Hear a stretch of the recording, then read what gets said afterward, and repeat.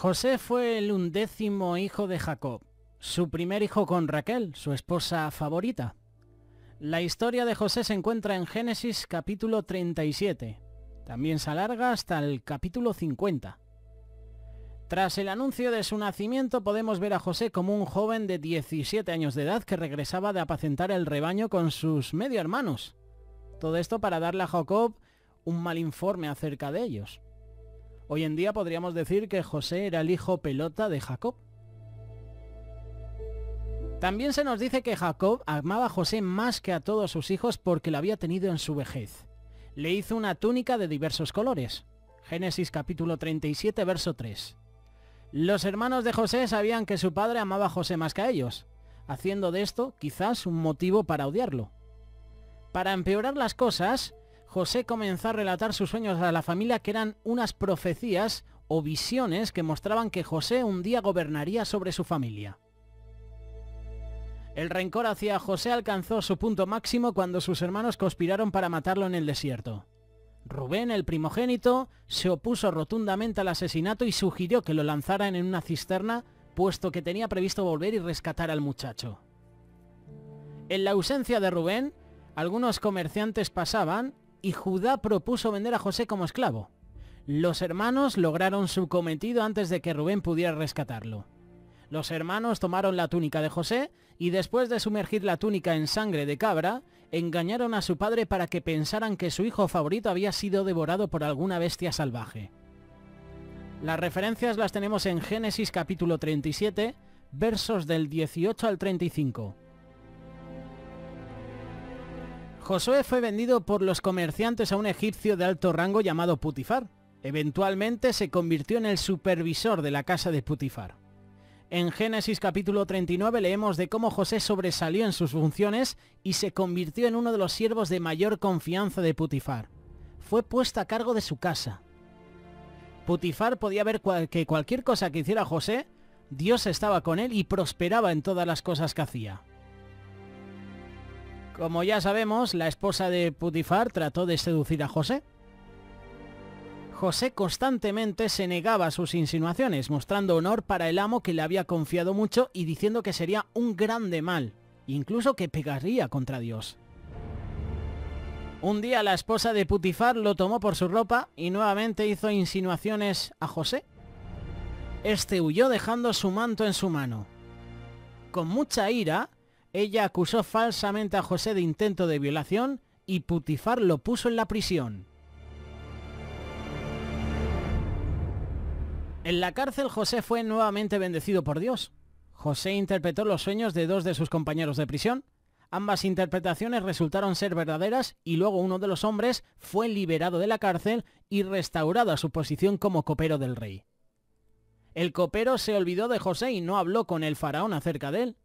2 años más tarde el propio rey tuvo algunos sueños que lo perturbaban y el copero recordó el don que tenía José de interpretar sueños. El rey llamó a José y le contó sus sueños. De acuerdo a los sueños del faraón, José predijo 7 años de cosechas abundantes, seguidos por 7 años de una severa hambruna en Egipto. Aconsejó al rey para empezar a almacenar grano como parte de una preparación para la próxima escasez. Por su sabiduría, José se convirtió en gobernante de Egipto, segundo después del rey. José estaba encargado de almacenar alimentos durante los años de abundancia y se lo vendió a los egipcios y extranjeros durante los años de hambruna. Durante estos años de abundancia, Josué tuvo 2 hijos, Manasés y Efraín. Génesis capítulo 40, versos del 50 al 52. Cuando el hambre azotó, incluso Canaán fue afectada. Jacob envió a 10 de sus hijos a Egipto para comprar grano. Jacob no dejó que Benjamín, su hijo más joven y el único otro hijo de Raquel, se fuera. Mientras estaban en Egipto, los hombres se reunieron con su hermano perdido a quien ellos no reconocieron. Sin embargo, José reconoció a sus hermanos. Los probó acusándolos de ser espías. Los encerró durante 3 días y luego los liberó a todos excepto a uno. Les envió con grano para sus hogares y les pidió que volvieran con su hermano menor. Sin saber aún la identidad de José, los hermanos fueron afligidos con la culpabilidad por haber vendido a sus hermanos años antes. José escuchó su discusión y se apartó a llorar. Él mantuvo a Simeón y envió a los demás por su camino. devolvió secretamente el dinero en sus sacos de grano. Cuando los hermanos más adelante se dieron cuenta que les habían regresado el dinero, temieron aún más. Una vez en casa, le dijeron a Jacob todo lo que les había sucedido. Jacob lloró de nuevo la pérdida de José y a eso añadió la pérdida de Simeón. Jacob se negó a enviar a Benjamín a pesar de la promesa que Rubén hizo diciendo: «Harás morir a mis dos hijos si no te los devuelvo. Entrégalo en mi mano que yo te lo devolveré a ti». Génesis capítulo 42 versos del 35 al 38. El hambre llegó a ser tan grave que Jacob aceptó. Judá persuadió a Jacob que enviara a Benjamín con él, dando su propia vida como garantía. Jacob estuvo de acuerdo. Envió también de las mejores frutas y el doble del dinero para el grano. Cuando José vio a los hermanos, ordenó a sus siervos que sacrificaran un animal y que prepararan una comida para que José cenara con sus hermanos. Temerosos por la invitación a la casa de José, los hermanos se disculparon con el mayordomo de José por el dinero que había sido devuelto la primera vez. El mayordomo de José los tranquilizó y trajo a Simeón. Cuando José regresó, los hermanos se inclinaron ante él cumpliendo su profecía anterior. Les preguntó sobre el bienestar de su familia y de nuevo lloró, esta vez entrando en su cámara.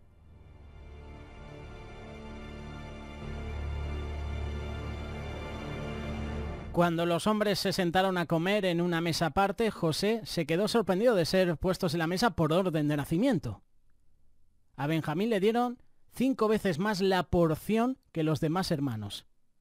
Antes de enviarlos de vuelta a su padre, José nuevamente probó a sus hermanos devolviendo el dinero en sus sacos de grano y poniendo su copa de plata en el saco de Benjamín. Él dejó que los hermanos iniciaran en su viaje y luego envió a su mayordomo tras ello para fingir. Y sobre todo, abriendo los sacos, vieron esa copa de José. Judá habló del duelo de Jacob por la pérdida de José y la convicción de que su padre no podría soportar si perdía otro hijo. Judá también habló de la promesa que le hizo a Jacob y ofreció su vida por la de Benjamín. Al ver este cambio de corazón en sus hermanos, José mandó sacar a todos sus siervos y lloró a gritos para que los egipcios y la casa del faraón lo escucharan. Luego se dio a conocer a sus hermanos.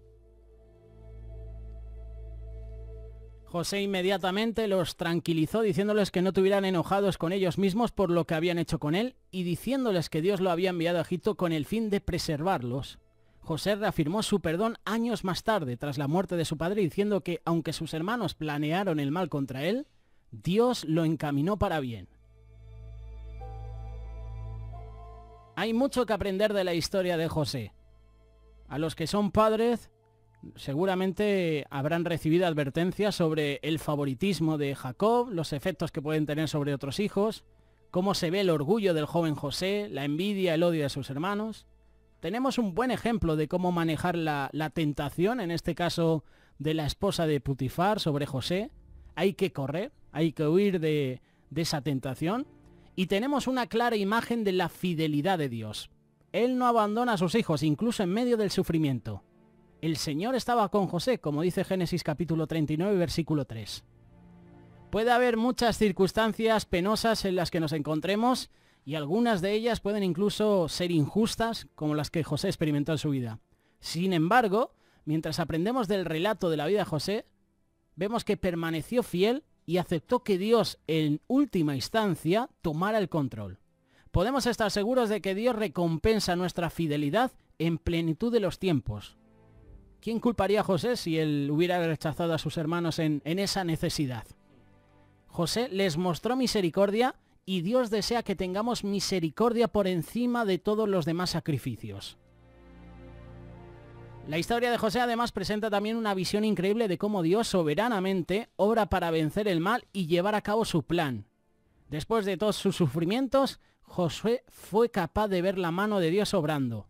Cuando reveló su identidad a sus hermanos, José habló del pecado de ellos de esta manera: no os entristezcáis ni os pese de haberme vendido acá, porque para preservación de vida me envió Dios delante de vosotros. No me enviasteis acá vosotros, sino Dios. Más tarde José nuevamente tranquilizó a sus hermanos, ofreciendo perdón y diciendo: vosotros pensasteis mal contra mí, mas Dios lo encaminó para bien. Las intenciones más perversas del hombre nunca pueden frustrar el plan perfecto de Dios.